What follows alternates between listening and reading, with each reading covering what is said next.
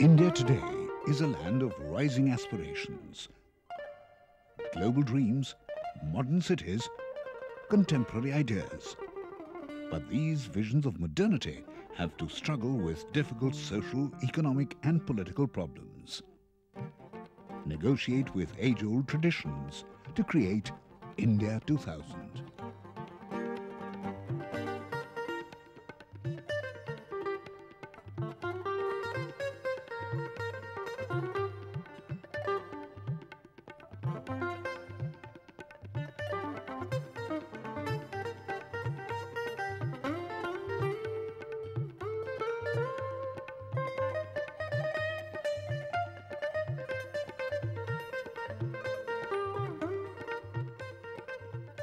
At the end of the millennium, India is seeing transition times, perhaps more intensely and actively than ever before.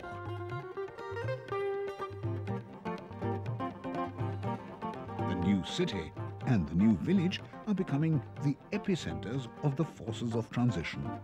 The dynamic of change is making people face up to ideas of modernity and tradition in fresh ways.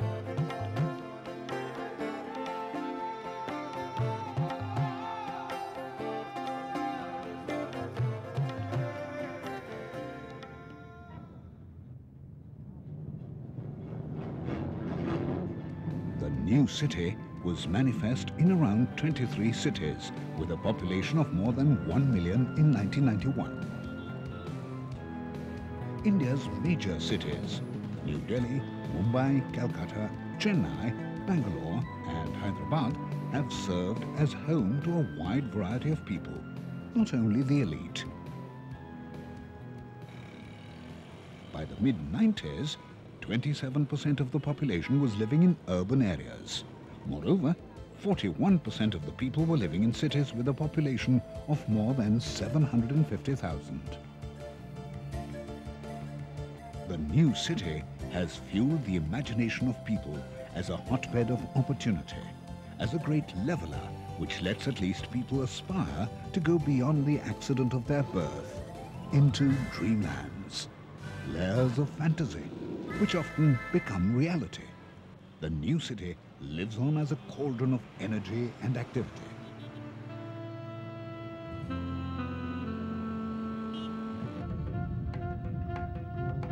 Interestingly, while the metropolitan cities and large towns are becoming bigger still, the smaller towns are slowing down. In any case, the urban population is growing at around 3% at the end of the 90s. By the year 2015, more than 1/3 of Indians will live in urban areas.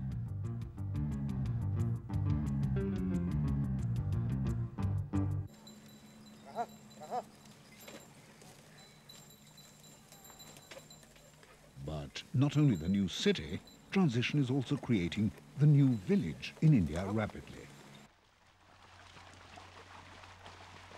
The new village defies clichés of an idyllic pastoral lifestyle, where bullock carts work on green fields for emaciated persons living in mud houses.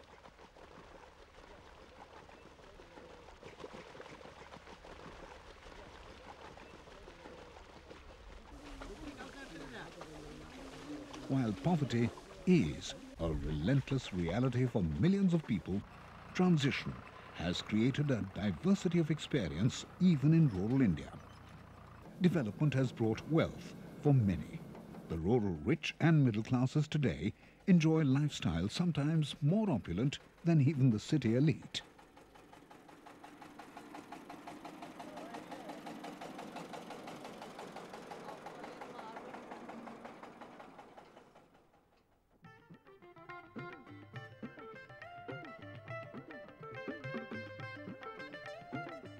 In the new Indian village, modern houses, serviced by telephones, electricity and satellite television, are as much a reality as struggle and difficulty.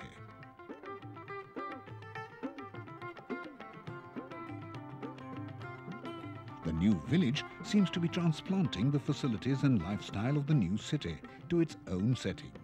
People even dress and talk differently. Traditional Indian dresses, like the dhoti and pajama, have been replaced by urban-looking trousers and shirts.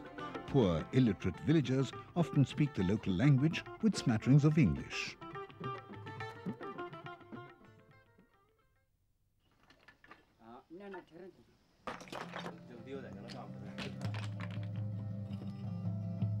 In many places, the new village is literally being reconstructed.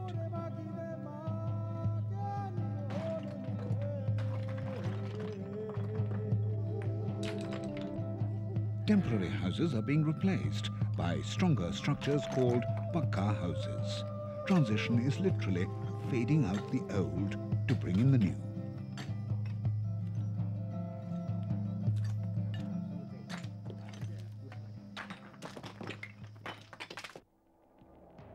Though the process of transition in India began some time back, it really sparked off when economic liberalization began in the early 90s. The new economy has been the springboard for much of the transition. The economy itself began to accelerate from the 80s. While the per capita GNP grew at a moderate 1.5% on the average from the mid-60s to 1980, the performance improved to 3.2% from 1980 to 1995. I think the opportunities offered by economic exchange in the contemporary world is very large, and some countries have made very good use of it, even in Asia. Not, of course, only Japan and South Korea, but most recently and most powerfully China. And these are very important factors and elements of advantage in a global economy. On the other hand, if you enter a situation of a global economy where the nature of employment and income generation in the economy is dependent very much on your competitiveness, it is possible that any kind of backwardness that you have in the economy might make some sections of the population go under. It is sometimes said that market forces unleashed by liberalization are too harsh for the poor. But it is equally true that even some of the traditional areas of the economy, like commodity markets, have been energized by the new economy. In some cases, the basic market forces of demand and supply have been activated. The challenge is to convert these benefits to real development for the poor.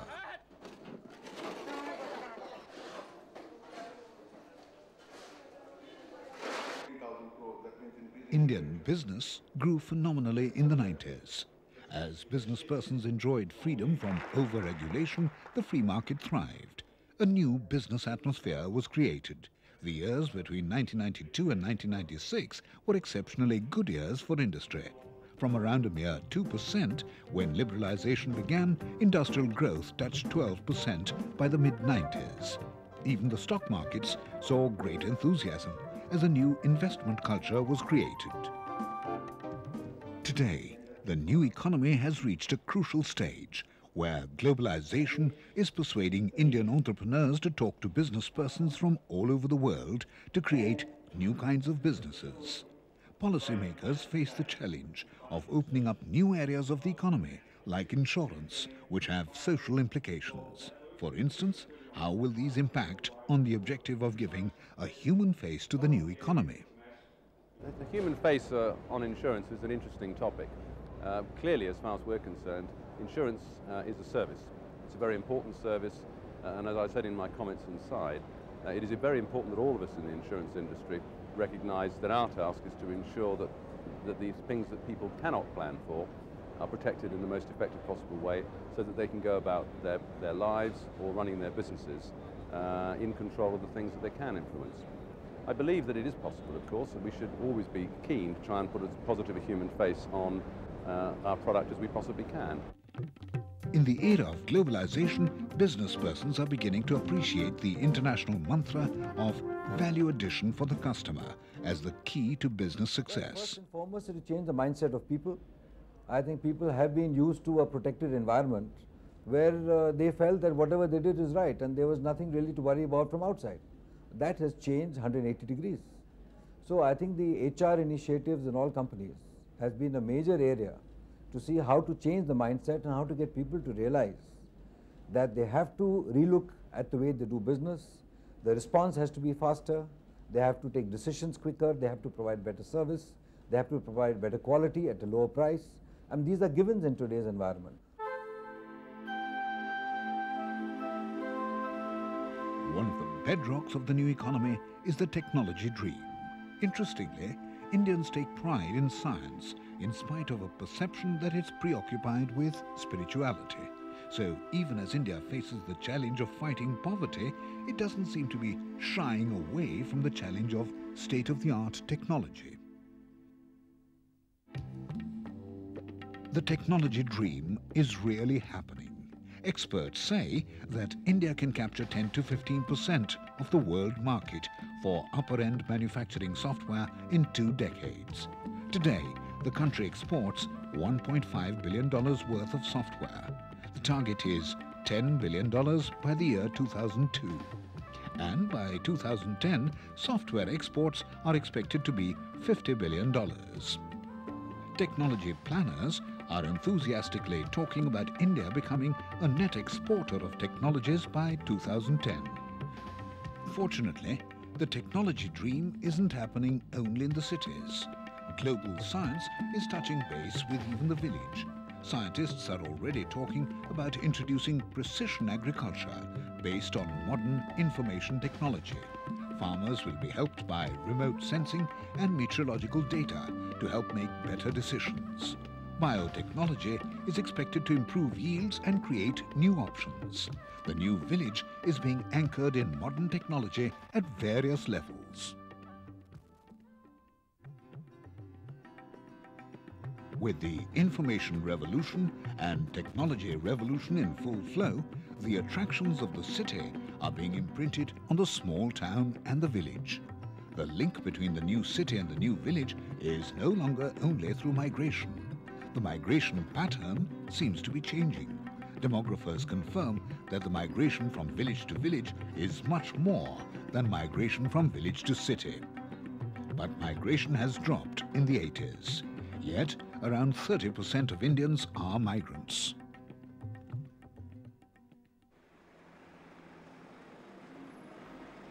Transition has created a mobility crisis of sorts. Migration is still fueled by hope and dreams. But sometimes the dream can end in crisis. As for this man who left his village to work but found himself abandoned in the middle of Calcutta's downtown area, Chaurangi, with no money. Development has worked in an inverse logic for him. Our film crew found him using his newfound literacy to write home and tell his family why he can't come back.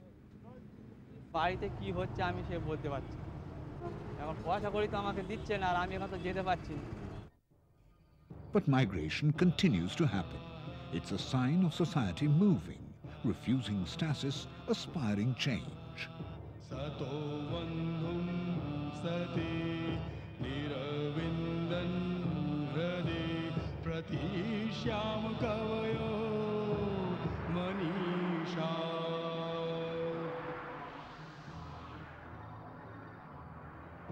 The new village has become a magnet in its own right. Migration is happening from the less developed village to the more developed village, mainly because the new village has successfully created the new farm. Field studies say more than 50% of migrant agricultural workers from eastern Uttar Pradesh and northern Bihar who migrate to Punjab move only because they think they can get more money on the new farm.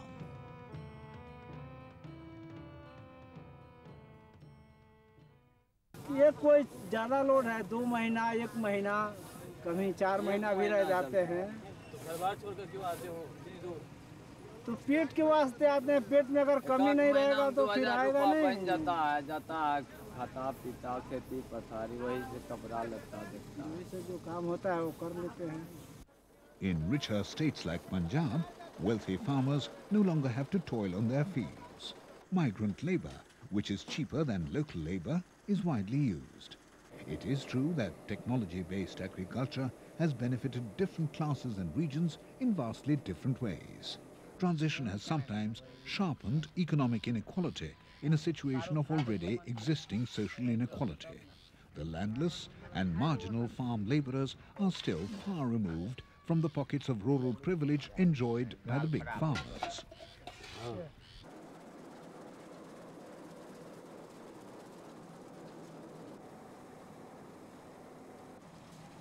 But communities are working out social solutions to ease the pains of mechanization on the new farm.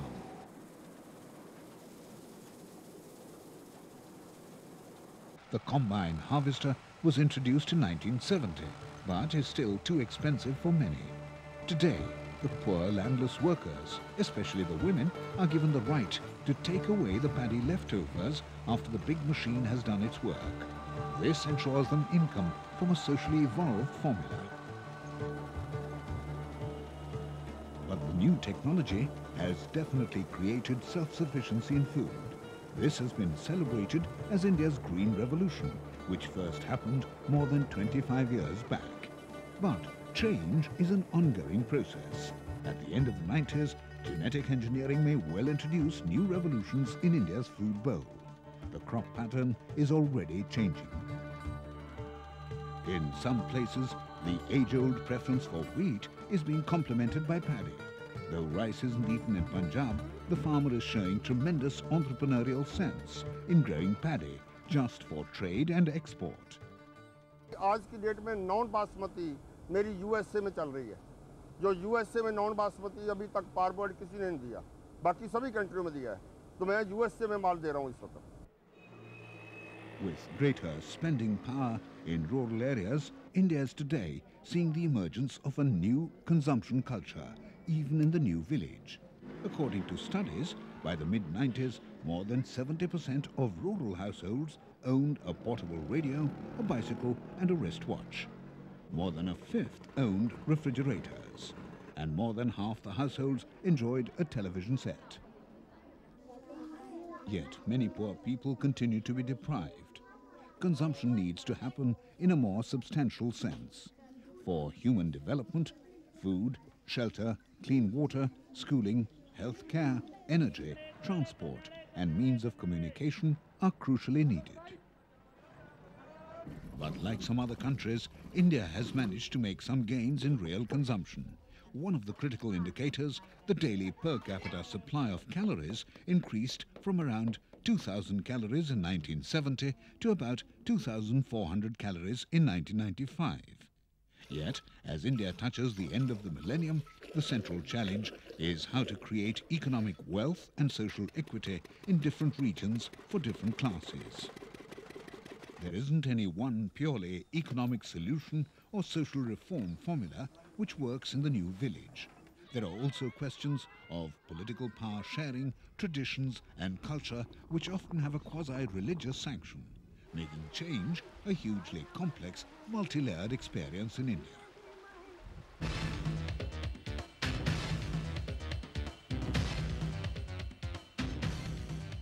One of the stories in the West about India is that it manages to preserve and practice democracy under very difficult circumstances.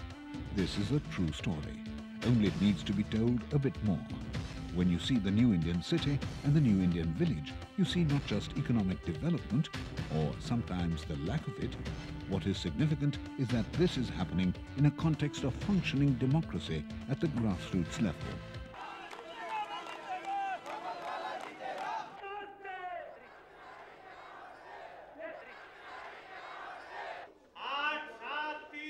Local councils of self-government called panchayats have been revived in recent times. In almost all states, there have been panchayat elections since 1992, when Parliament set up a three-tier system of democracy. Parliament বা assembly election যেরকম হয় সেরকম তার থেকে এটাতে কি ব্যাপারটা আপনাদের জন্য বেশি এটা আরো ইন্টারেস্টিং এটা ব্যাপারগুলো কি এই মুহূর্তে এই জায়গাটায় কোন ব্যাপারগুলো সবচেয়ে আপনাদের জল না বিদ্যুৎ নাকি সবই সমস্যা আছে না সমস্যা সকলেরই আছে সবই আছে এবং সকল রাস্তাঘাট মানে বিভিন্ন রকমের সমস্যা বেকারত্ব জ্বালা আছে सरकार सुनती कोई नहीं ये सरकार को कहा भी हमें जी जानवर तंग कर भाई ये डोरू हमारी को नहीं सुनता तुम्हारा सब जमा इंसान से मिलूं क्या करना मिलूं बंदूक नहीं चलाऊंगी बिना बंदूक से मैं क्या कर साहब Panchayats may not always function perfectly, but they are politically significant for their aspiration to disperse power. This is the core of the new politics which is emerging. In India, as transition happens, the experience of democracy is becoming more and more perceptible for more and more people. Hundreds of millions of Indians are becoming politicized continuously in the best sense of the term. People are becoming aware of their rights. Elections are being seen as a way of exercising both political choice and political power. But conventional electoral politics hasn't been able to inspire broad-based public service and citizenship skills. Indians, especially the middle classes, are widely perceived to be politically apathetic. But in recent times, social movements have managed to politicize particular issues like the environment. Together with panchayats, such movements are creating the new politics.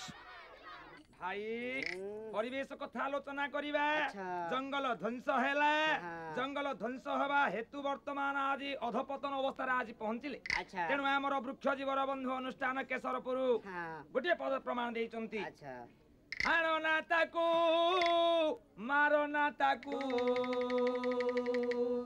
ये भाई उपाड़ी पका नहीं भाई उपाड़ी पका नहीं हमरी पाई जन्म तारो केवल आम पाई हमरी पाई जन्म तारो केवल आम पाई. In many parts of the country, local movements are picking up environmental issues. In the South Indian state of Karnataka, forest dwellers are fighting for their rights. Many think civil society activism of the kind being seen in India's environment movement may catalyze change in mainstream electoral politics. ಈ ಕೆಡಯ ಮಾಡೋದು ನಾವೇ ಈ ಕೋಪ ಮಾಡೋದು ನಾವೇ ಸಸಿ nut ಇಷ್ಟುದ್ದ ಸಸಿ nut ಬಳಸಿ ಈ ಕಾಡು ತುಂಬ ಬಳಸಿದ್ದು ನಾವೇ ನಮ್ಮ ತಲೆಯಿಂದ ಹಿಡಿದು ಕಾಲು ಗಂಟೆ ಕೊಟ್ಟರು ನಮ್ಗೆ ದಾಟಲಿಲ್ಲ ನಾವು ಸಾಯೋದೇ ಇಲ್ಲಿ. The Gandhian movement was in fact the starting base for the growth of the civil society in India. By the early 70s, a large number of Gandhians were getting into the environmental concern, which then led to the Chipko movement. And the Chipko movement then energized and awakened a large number of young people to the environmental concern. And therefore, you had a very big environmental movement in this country coming up, built around a large number of environmental groups and NGOs and individuals and so on and so forth. And this has led to a large civil society action, particularly in the field of environment.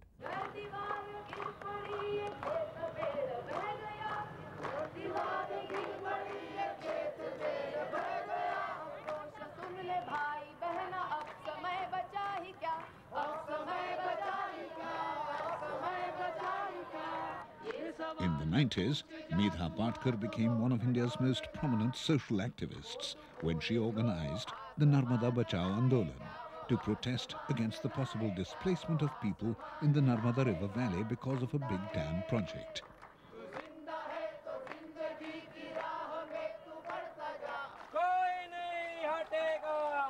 Even persons not directly affected joined her. Patkar was defining and creating a new activism which has helped shape the new politics. In recent times, a new legal atmosphere has been created. This is helping the new politics to catalyze a new society. During the 80s and 90s, not only have citizenship groups become active, but some critical institutions like the judiciary have taken new initiatives. Judges like P.N. Bhagwati pioneered public interest litigation in an innovative activist manner in the mid-80s when he headed India's Supreme Court. Public interest litigation was invented by us, essentially, primarily, and I would say almost exclusively, for the purpose of meting out justice to the poor and the vulnerable sections of the community in order to make human rights meaningful for them. That is how this public interest litigation came to be born. But we soon realized that it is not possible for public action in interest groups to come to the court, because many of our social action groups are living from hand to mouth, and it costs quite a bit of money to approach the courts in India, as in many parts of the world. And therefore, we decided that they should be able to ignite the jurisdiction of the court by merely writing a letter to the court.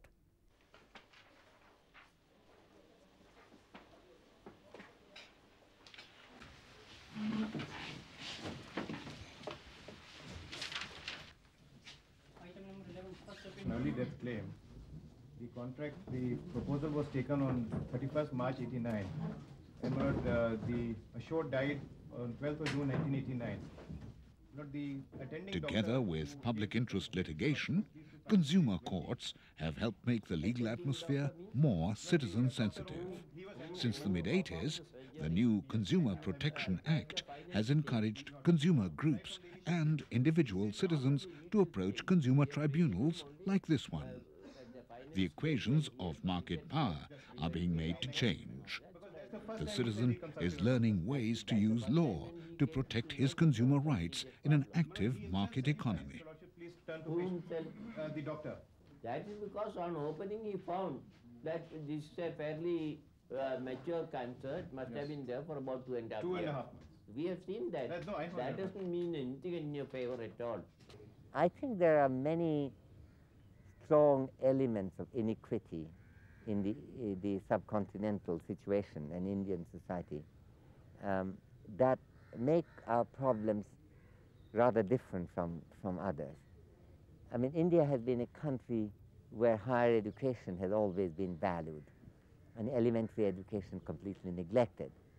Now, to what extent it is connected with the heritage of a caste-based society is an interesting question. Certainly, the higher educational favoritism, which characterized even pre-British India, was to some extent emulated in British India and has survived in post-British, post-independent India also. But so has the backwardness in the field of basic education and elementary schooling. The new civil society has to take up issues like primary education in a big way. Already this seems to be happening.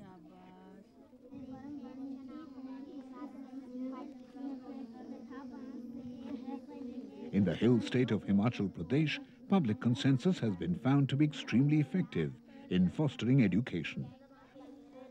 In most villages, local councils called panchayats and Mahila Mandals, which are women's groups, have become actively involved in education. According to the public report on basic education, a survey in 1996 found that 97% of children between 6 and 12 years were going to school in this once backward state.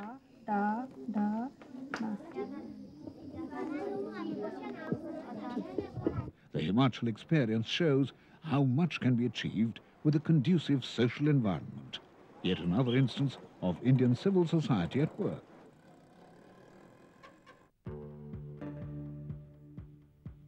The new politics and the new economy are helping form a new society.